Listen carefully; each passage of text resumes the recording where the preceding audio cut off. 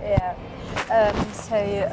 As I understood, you started your first gallery in San Francisco in 2002, yeah? Correct. And then you moved to Berlin. Why Berlin? First, Los Angeles. We actually moved the gallery to Los Angeles within 6-7 months. And then we opened Berlin in 2005, mainly because in Berlin at that time you could get very large spaces. So we were able to really exhibit the artists that we were working with and that we work with in like a bigger format. That was one part of it. Another part of it was that we've always had a very international clientele. Our clientele has never been only American, only European, only Asian. It's really always been very broad. At that time in particular, I was very active with helping build big collections in Scandinavia, in Greece, in Italy, in the UK. So Berlin was a lot more geographically desirable. Plus, Berlin has a very important present and historic role in the field of contemporary art. And so it was an interesting place for us to be a part of that, Yeah. Understood. And a kind of an obvious question, I suppose, how did you decide to open your own gallery? Actually, not so obvious. I used to be an attorney and I was practicing law, and I come from a collecting background, so my family collected art, and that's what I was really interested in. And because I was practicing law and I was very busy with that, I was collecting less and less. And I wanted to figure out a way of getting back closer to being involved with art. And then I saw a very important exhibition. For me, it was a big turning point at the Museum of Modern Art in San Francisco, called of the artist Eva Hesse, the German-American artist. And she had died very young, and it kind of made me think, like, oh my gosh, What's the story? Yeah. What do I want to do? Do I want to continue being a lawyer? What happens if tomorrow it's all over? And so literally from one day to the next, I have no background in having a gallery. I had never operated a gallery. In fact, I knew very people who I worked in galleries. It wasn't my social circle or anything. And I just said, I'm going to do that. I didn't know anything. Yeah. But it was a great idea. It was definitely an idea, yes. Yeah. And I've already asked about that, but could you please tell for the readers or listeners, how did you find your artists? Yeah, like we were discussing before, it's always kind of happened quite organically.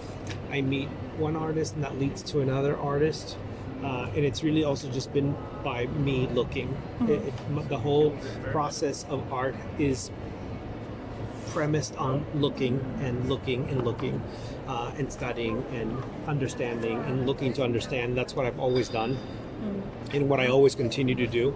I travel around the world constantly and I look at a lot of art, and that's how it works. And it's always it's a very organic process. One door opens another and opens another, And so we've been one of the things that we're very interested in as a gallery, and me personally, is my role in the art ecosystem. The way I've always seen it has really been focusing on younger artists, helping create a foundation for them and developing their careers. Not exclusively, but that's definitely been a big part of it. Yeah. So it's kind of like the perfect model for doing what I like to do. Do you have any favorite permanent collection in terms of, I don't know, art history? Yeah, I have several actually.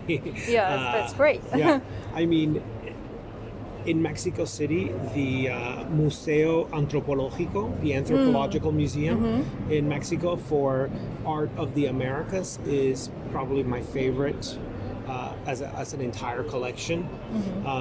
I'm also a bit biased for a couple of museums in the United States. My husband and I recently donated 6 sculptures of our African art collection to the Metropolitan Museum of Art. And so the Met also holds a very special place for us. It's where it's our museum that we go to really look at African art, which is something that we're very interested in. When it comes to, like European art, the Pompidou is a big place. Paris. Yeah, the museums, the favorite Oh, museums. yeah. So I was going to say the Pompidou for sort of European art is also a place that we like. My husband is French, so we spend a lot of time in Paris. And of course, you know, in New York, MoMA is pretty amazing too for modern art. Funny enough, for contemporary art, it's always moving around. You know, like the MCA in Chicago is amazing.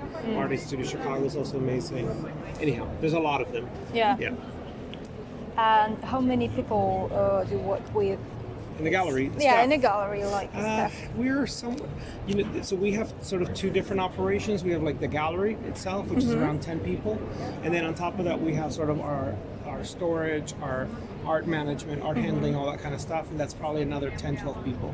So like 20 people. 20, like 20, it's okay. And in your case, just from your point of view, what is the biggest success for your artist to have a solo show in like a prominent institution, or to sell everything, or maybe these things are in a close connection? It's all of it.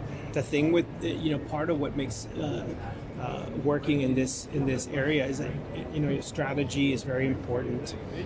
You know, connecting the artists that you work with institutions, with curators, with writers, with critics, with collections, with collector. It's all part of what you need to happen.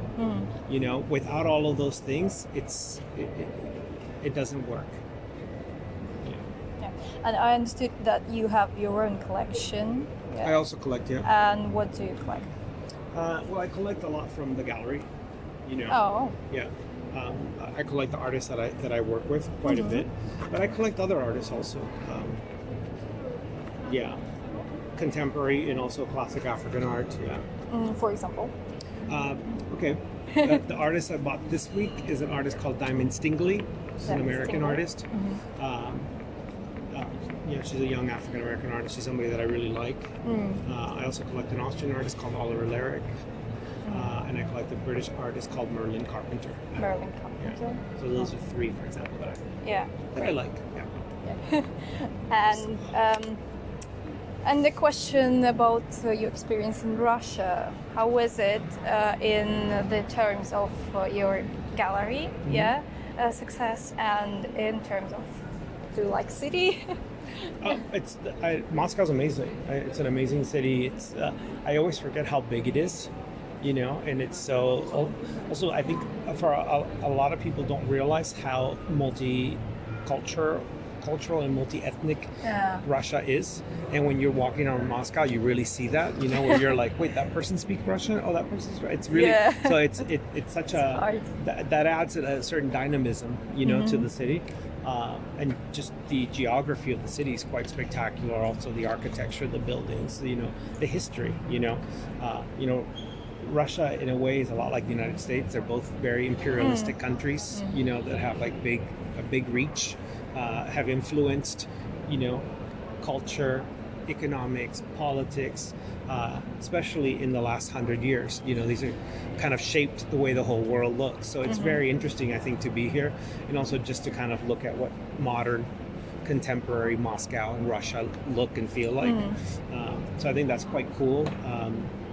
You know, being from Cuba in particular, we have a history of engagement with this part of the world. So it's super interesting. Yeah. I thought for us it was very cool to do this fair for the first time. And you said about architecture, many locals think that it's too eclectical for the city, and they do not like architecture in Moscow. Everybody always likes what's on the other side. Yeah, it's like a normal thing. But no, I love it. I mean, we literally, like I was mentioning earlier, even on the way back from the garage, we got a bit lost, but it was great because we got to see other things that we otherwise wouldn't see. So for us, it was perfect, you know. And what do you think about garage as a contemporary art museum? It's incredible. Yeah, the location is incredible. Like right in the middle of the park. The space. The quality of the exhibition, very profound and interesting, very topical also. And I liked how experiential it was. You know, it wasn't just art that you look at, but art that you experience. You know, so it's very, very well done. Yeah. And I was told a little bit about the next show too, which was exciting. Oh yeah, I know something about that. Yeah, But I'm sure you do. oh, and in terms of your gallery business, was it a success or not? If you can say it, You can always do more, but we met some very interesting people, and we're very happy about meeting them. So that's and cool. do you expect to, I don't know, go back next We year? hope so. Yeah, we hope so. Yeah. That's great. Thank you so much Okay. for this interview. Word.